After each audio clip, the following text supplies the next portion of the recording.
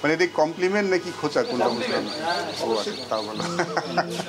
আমরা তো এই বছর শুরু করলাম লেভেল এ দিয়ে, তারপর আমাদের যে প্ল্যান আছে লেভেল 1 করার, লেভেল 2 করার, লেভেল 3 করার।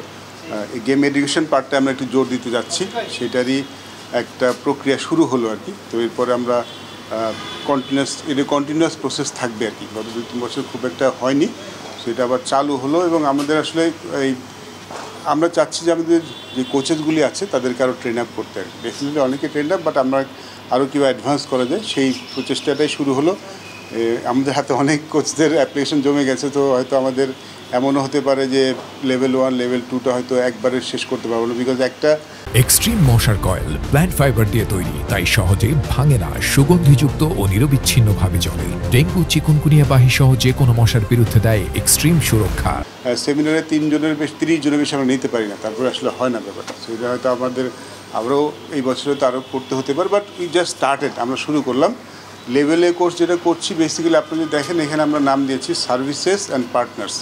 সার্ভিসেস পার্টনার্স বলতে আমাদের যারা সার্ভিস টিমগুলি আছে, যেমন army, navy, answer, police, air force, তারা এসছেন। আর পার্টনার্স আমাদের যারা আছেন বিভিন্ন পাবলিক ইউনিভার্সিটি, বিকেএসপি যারা আছেন, আমাদের যারা পার্টনার্স তারা এসছেন এখানে। তো সার্ভিস অ্যান্ড পার্টনার্স, বাট আমরা তাদেরকে দেখছি যে পার্টনার হিসেবে। আমরা ভাবছি তারা আমাদের পার্টনার, কারণ আমরা একটা জিনিস ফিল করছি যে ক্রিকেটটা আসলে ছড়িয়ে দিতে হলে ক্রিকেট তো শুধু খেলা না, ক্রিকেট এডুকেটেড হওয়া খুব ইম্পর্টেন্ট। সো এখানে যারা আসেন তারা আসলে রুট লেভেলে কাজ করেন, তাদেরকে যদি আমরা এডুকেট করতে পারি, একটু আপগ্রেড করতে পারি, সেটা দিন শেষে বাংলাদেশ ক্রিকেটের জন্য কাজে লাগবে। সেটাই এই প্রচেষ্টা, ইট ইস জাস্ট স্টার্টেড। হোপফুলি ফিউচারে এটা আরও অনেক বড় হবে। লেভেল 1 কোর্স করার জন্য অনেকের সিভি জমা পড়েছে, মানে যারা ফার্স্ট ক্লাস প্লেয়ার এখনও খেলছে না, তো আর 1-2 বছর খেলবেন, তারা কোচিংয়ে আসতে চাচ্ছে।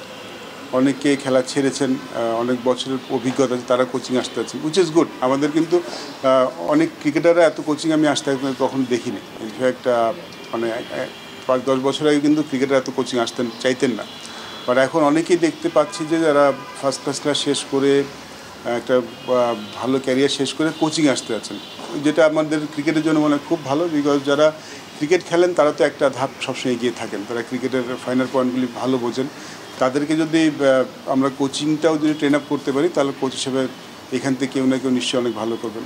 আমাদের সামনে তো যেহেতু অনেক প্রোগ্রাম, আমাদের কোয়ালিটি কোচেসদের খুব দরকার হবে। বিকজ আমাদের ক্রিকেটটা নিয়ে যদি আমি চিন্তা করি, আমার মনে হয় যে ফ্যাসিলিটিস একটা ব্যাপার থাকে অবশ্যই, বাট কোয়ালিটি কোচিংও খুব ইম্পর্টেন্ট।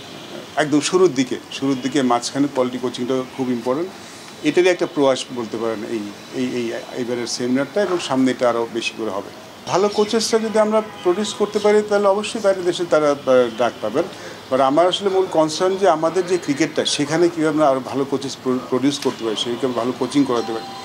কারণ যেটা বললাম, cricket is not only about national পুলে যারা আছেন কিংবা টপ লেভেলে যারা আছেন। আমার মনে হয় একটা দেশের ক্রিকেট তখনই ভালো হয় যখন সব ক্রিকেটাররা ভালো ক্রিকেট খেলে। সবাই যে টপ লেভেলে খেলবেন তা না, কিন্তু যখন একটা ডোমেস্টিক ক্রিকেটে ভালো ক্রিকেট হয়, তখন ন্যাশনাল টিমের স্ট্যান্ডার্ডটা কিন্তু এমনিই বেড়ে যায়। সো ওইখানে যদি আমরা ভালো করতে পারি, ন্যাশনাল ক্রিকেটের স্ট্যান্ডার্ড পারফরমেন্স তখন এমনি ভালো যাবে।